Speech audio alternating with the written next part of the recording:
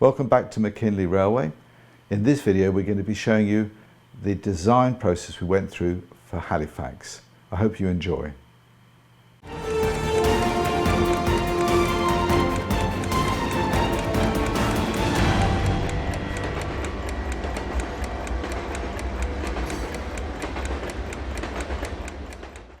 Welcome back to McKinley. In this video we're going to share with you the design and construction of the Halifax yard. It's the final yard of the extension that we've been building for the last 3 years, and it goes all the way up from Sheffield through the Wakefield yard and up to Halifax. The Halifax station stroke yard area is quite a complex design that Steve Davis put in place, because in effect the operators, two of them, work in a horseshoe environment, with the main line coming in at the rear and going down the right hand side as you look into the horseshoe. And on the left hand side we'd always envisage having a heavy industry there, with the mandatory gap in the design of the baseboard so we can see the trains running up through to Wakefield, so you have through trains running by. That was always a key thing for McKinley. I don't know why I set that task, but it's given us a challenge here. So the line is focused on freight predominantly. The passenger service is a background entity that would be predominantly DMUs coming into effect by 1957 or thereabouts. So very little steam driven or diesel hauled traffic. There might be the occasional passenger special, but that would be it. And we're considering putting some cassette structures in there, but the jury's still out on that. At the highest level, the trains will be coming up. They'll be 4, 5 or 6 triplets long. That's about 12 to 18 wagons. It's a very steeply graded line, and it's also a secondary line. So we didn't want to try and extend the train lengths to being 24 wagons or 8 triplets long. We have kept the heavy industry. We originally wanted a sand works, or a glass works rather, but that got changed. Clyde came up with a much cleverer idea. We've got 2 other significant industries that are local to the Halifax area, and a couple of other spots that will make it an interesting station, because to get to the heavy industry, the trains that come in, you've then got to reverse them round through a spur into a separate yard. I'll let the rest of the team take you through the detail. Well, here we are in Halifax. Halifax, very dear to me. It was actually where I was born and spent the early years of my life. Halifax will be a rather different location on McKinley. It has 4 elements. It has the Copley Street station. It has the McKinley's chocolates in A yard. It has Tibble's Mill in yard A and B. It has Finder's Gasworks. But what will be very interesting is that during the time period that McKinley covers, 2 of these elements will need to change. So during this period, mills ceased producing cloth. So Tibble's Mill will need to be closed and repurposed. And Finder's Gasworks will need to close with the introduction of natural gas in the early 70s. Will the buildings be demolished? Will they be replaced? Will they become derelict? That is something we don't know at this stage. It is for further discussion. So back to the 4 elements. Well, Copley Street Station must have 2 platform faces, and it must have an overall roof. This is because at this stage we're envisaging the function of the station is to provide a safety valve for the railway, where stock could be taken out off the railway or placed back on it. It is where the cassettes will be located. But these cassettes are going to be slightly different to the usual cassette operation. On most railways, where cassettes are used, cassettes are loaded with the length of the cassette going across the width of the operator. In this location, I'm afraid it has to be different. The cassettes will have to be loaded as though you are loading a shell into a breech of a gun. which means there will be issues around locating the track at the opposite end of the cassette and ensuring that there are good electrical connections. Despite all the space that McKinley operates, actual working space is at a premium. And unfortunately, where Copley Street Station has to be placed means that when the cassette is removed, the FAT controller's head could be in the way. The FAT controller is the guy who's seated at the 5 screens of train controller. So cassettes are going to have to be restricted to 3 coaches in length. At this stage, we haven't progressed much beyond the idea that cassettes could be a very useful tool for adding and removing stock from the layout. But the particular location of Copley Street Station will mean that we have to take the design of and function of the cassettes into a whole new realm. They will not be used in the conventional form that perhaps we see elsewhere on model railway exhibitions. I don't want to say any more about that, other than this is the potential for an exciting development, but we haven't solved all the problems yet. Let's look at the train types. Well, mainly Copley Street Station will accept suburban trains, but there will also be parcels trains and possibly short freight trip trains. And there will be the Wakes Week. I'll come back to that in a moment. In the main, the illusion we want to create is that Copley Street is indeed a through station. Trains will pass through Copley Street except for the Wakes Week trains. The purpose of the overall roof is to mask the presence of the cassette. So what we envisage at this stage is that a train will arrive at Copley Street and stop so that the rear coach is outside of the overall roof. The train is in fact partially on the cassette. To simulate the departing of the train moves wholly onto the cassette and the rear coach disappears from view under the overall roof. The cassette is then processed, turned if it's a steam train, or merely moved over to the other platform face if it's a diesel multiple unit. The arriving train then moves forward so that the engine and part of the first coach is beyond the overall roof and stops. The train is then in fact partially on the layout and partially on the cassette, and then the train disappears. Now, let's go back to Wakes Week. One of my many memories of living in Yorkshire, living in Halifax in particular, was whenever you went near one of the mills, you would hear the thump, thump, thump, thump, thump of the looms going. But you would also feel them. You'd feel it through your feet. But at Wakes Week, all of this changed. The mills went silent. The ground ceased vibrating. Because this was the time, the beginning of paid holidays.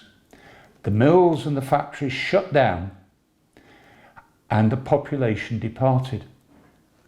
I believe in Oldham, the railways had to move something like 7,000 people in a period of time from the end of work on the Friday to mid-morning on the Saturday. It was a mass exodus. The railways had to provide many, many trains to move this population. The trains were headed for the popular seaside destinations like Blackpool, St Anne's, Filey, Skegness. Some ventured as far as Llandudno, some even ventured as far as Cornwall. the town took on a whole different character. This was the time when the machinery in the mills were refurbished or machinery ripped out.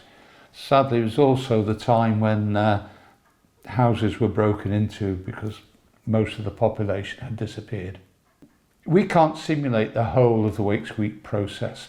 We can't run from Friday evening through to Saturday lunchtime.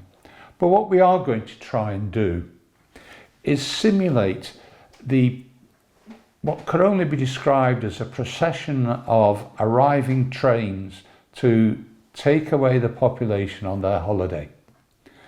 So what we envisage happening is that on the Friday evening, some empty stock will arrive in the goods yard.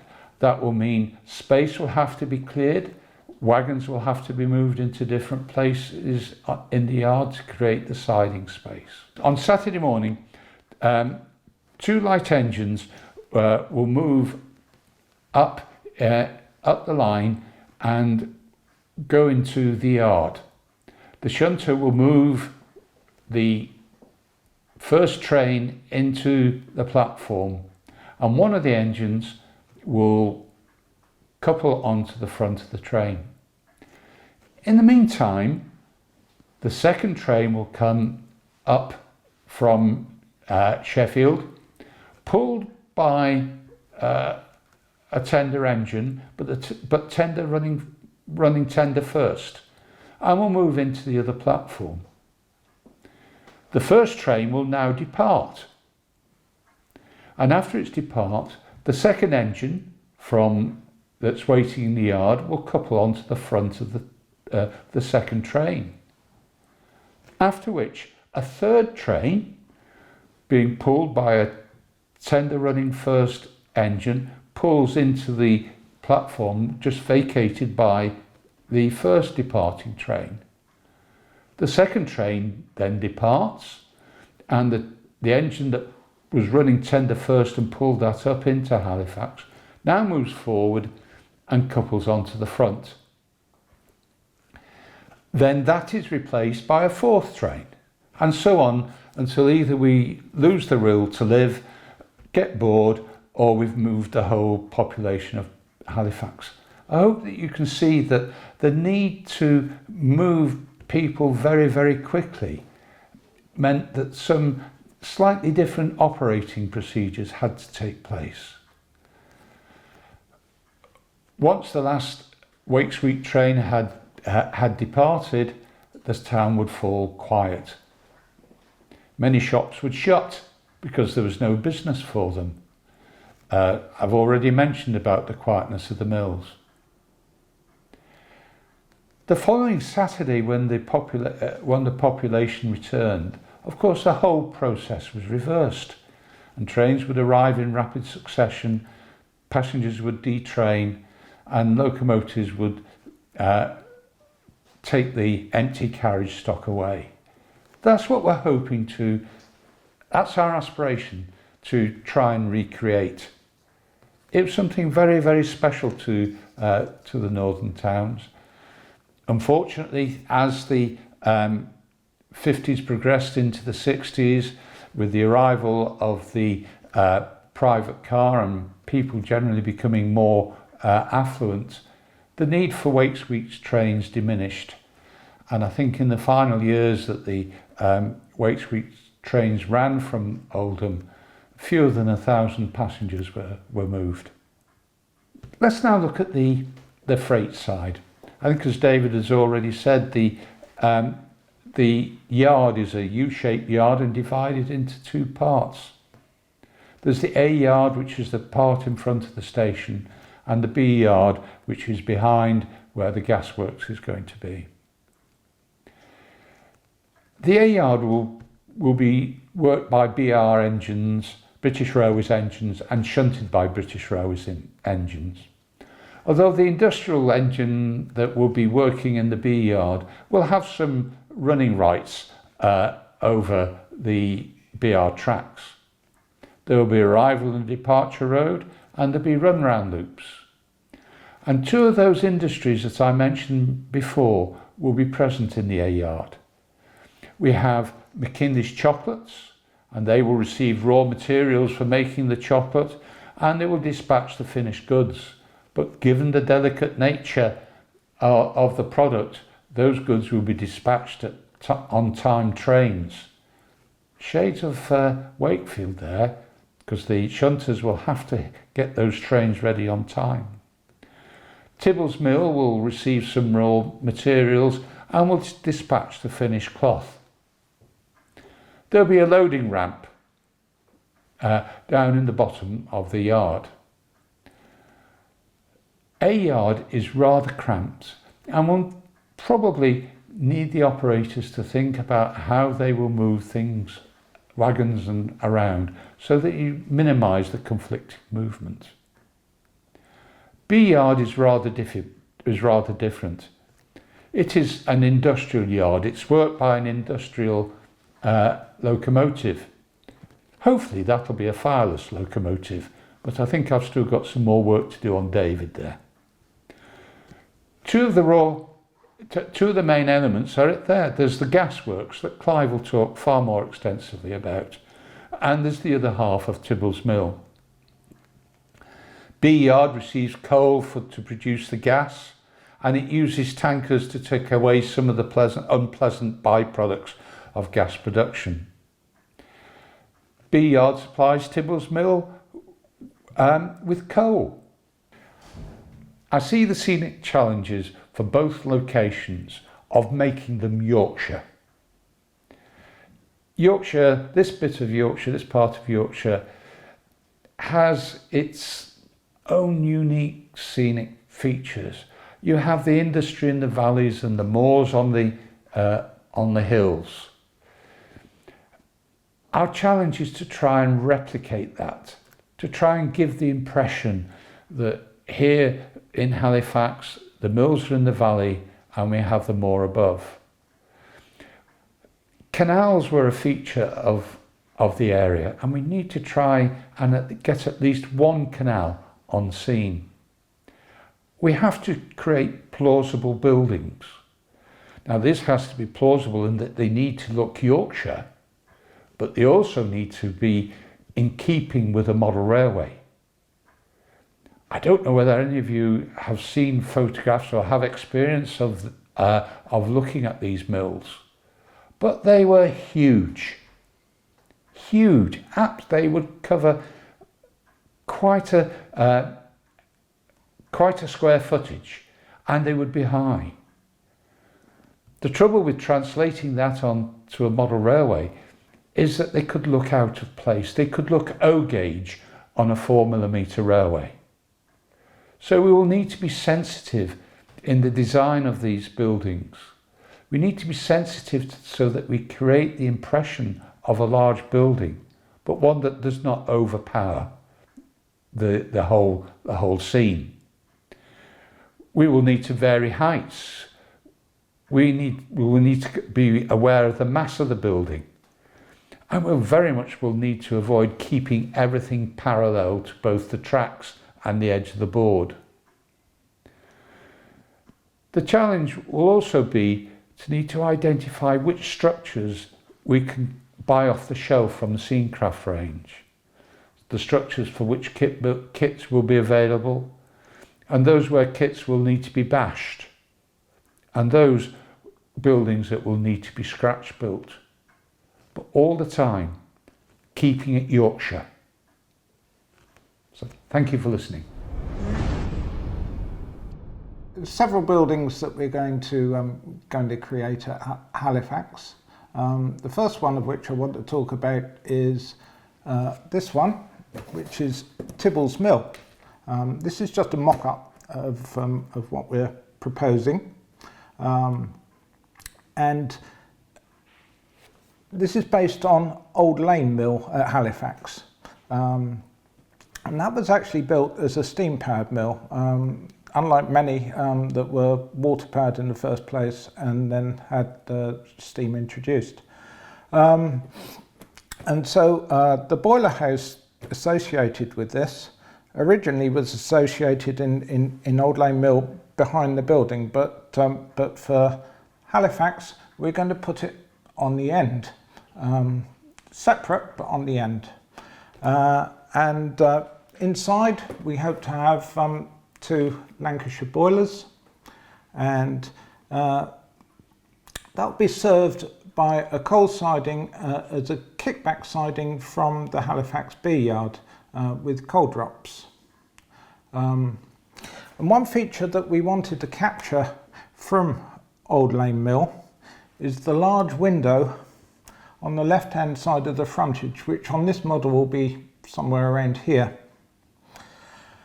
And that window represents where the engine hall is located. So inside we're going to have, we hope, a working model of a mill engine. Whether that's going to be a beam engine or a vertical engine or a horizontal engine, we haven't yet decided, but we certainly want a working engine in there. This actually is the 3rd mock-up, I think, that we've made out of foam board of the mill. The first 2 at least were way too large and overpowering, and we've reduced this by a 1/3 from the last one. And it might still in some ways be too big. We might still need to do some more work. Certainly the gable extension on the front needs to be reduced in size. It's too out of proportion, and probably slightly lowered, narrowed and reduced in depth as well. So apart from coal, which I've already mentioned, which is traffic for the mill, other traffic will come in via 2 sidings in the front of from the A yard, which will come into here. So we'll have raw materials coming in and then the finished cloth going out. So moving on to the gasworks, as I think David's already said, the industry in the B yard was originally going to be a glassworks, but I wasn't entirely happy with that. I thought we could do better. I thought we could have more traffic by having a gasworks. I'd already done some research on gasworks for another layout, which in the end didn't happen. But I thought a gasworks might be more suitable for the B yard, as it has quite a number of incoming and outgoing traffic flows. Any town of any significance had a gasworks, most of which were served by rail. By the time of nationalisation in 1948, there were well over 1,000 gasworks, and now there's only one, preserved as a museum at Fakenham in Norfolk. So we felt it was an industry well worth representing. So incoming flows, you would have coal, which would come in steel mineral wagons, hydrated iron oxide and lime, which would come in vans, in van traffic. And then in outgoing traffic flows, you'd have coke going out in separate coke wagons, coal tar, benzol and the ammoniacal liquor would all go out in tank wagons. And finally, any spent oxide or spent lime would go out in vans. So quite a few different traffic flows. And a gasworks would have had a number of buildings, such as a retort house, a gas holder, tanks for tar, ammoniacal liquor, benzol, and the associated loading racks with that as well. It would also have condensers, washer scrubbers, and purifier, a storage building for the hydrated iron oxide and lime, and there would also need to be some sort of conveyors and hoppers for incoming coal and outgoing coke. The footprint that we have available is going to make it very difficult to incorporate all of these. The gas holder and the storage building will need to be in half relief, And the retort house, this is a model that a mock-up that we've just roughly made for the retort house to get an idea of the size of building that we're looking at. On the reverse side, although it's going to be modelled as a retort house on this side, we're wondering about, on the reverse side, having that modelled as a mill building, because that side of the building will be overlooking Wakefield. With imported gas from 1959 and North Sea gas from 1967, the manufacture of coal gas declined pretty rapidly, and by 1976 all mainland gasworks had closed. So it probably won't have escaped your notice that this means that the Halifax gasworks in fact will have closed before the timescale of the McKinley time machine is finished. So the gasworks is going to have to be repurposed for its final few years. We're not quite sure what yet. Various suggestions have been made. Oil terminal, scrapyard, or just rolling stock storage, but we haven't come to any firm conclusions on that. We're also thinking of having a canal underpass.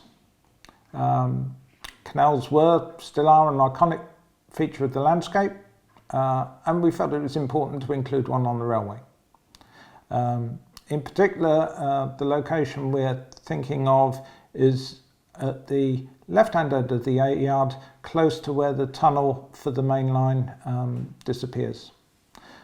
This would be similar to Cockshut Lock at Stoke-on-Trent, where the lock is virtually running under the railway. So we thought that would make a nice sort of different feature.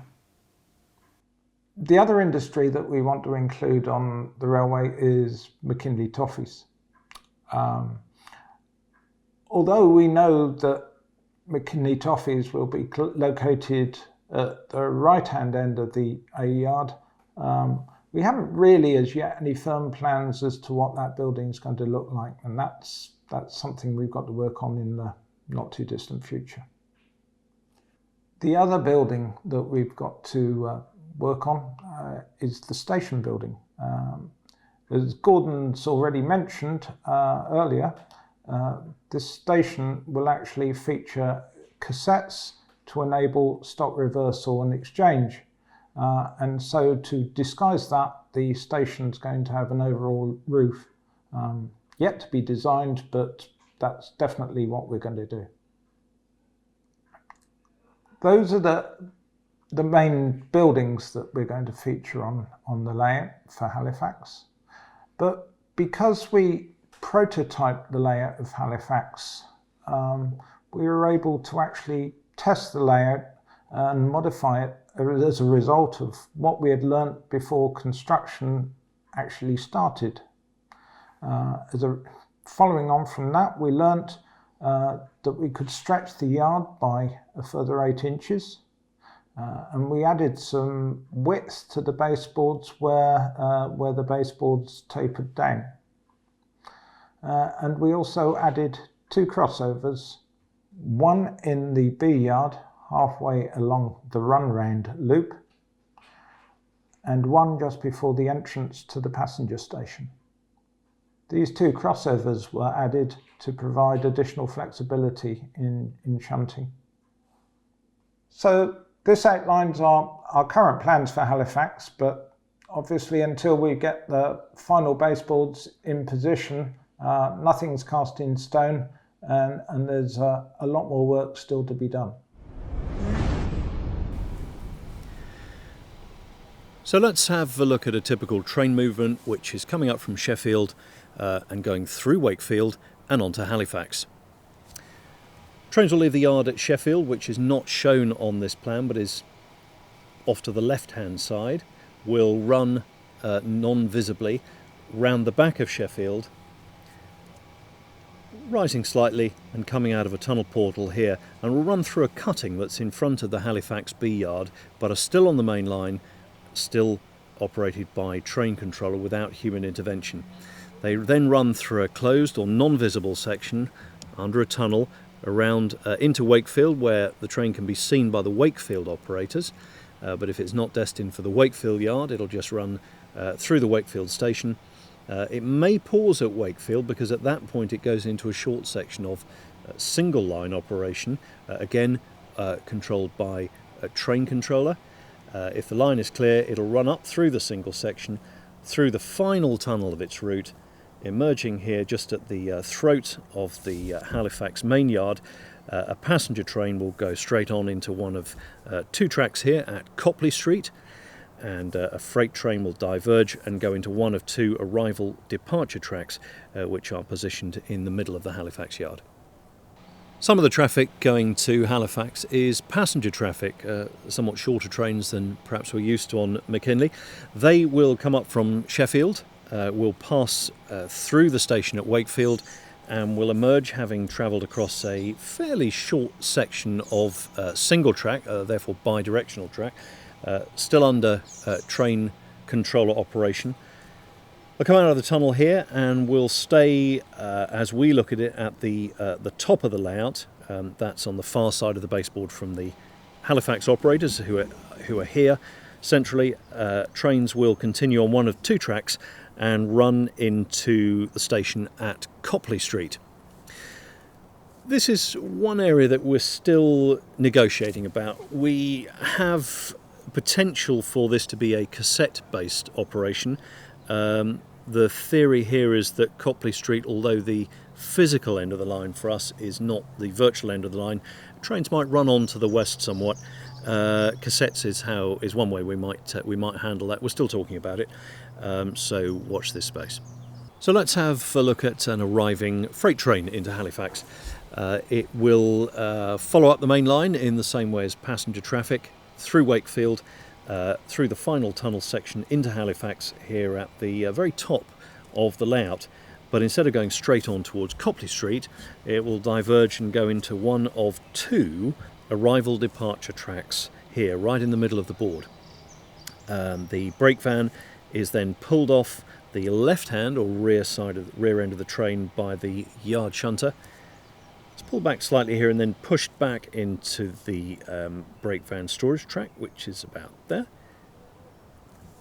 The road locomotive will pull forward just slightly to allow for the release of the freight wagons behind it, which will themselves be pulled off and pulled back into a head shunt here by the same yard shunter.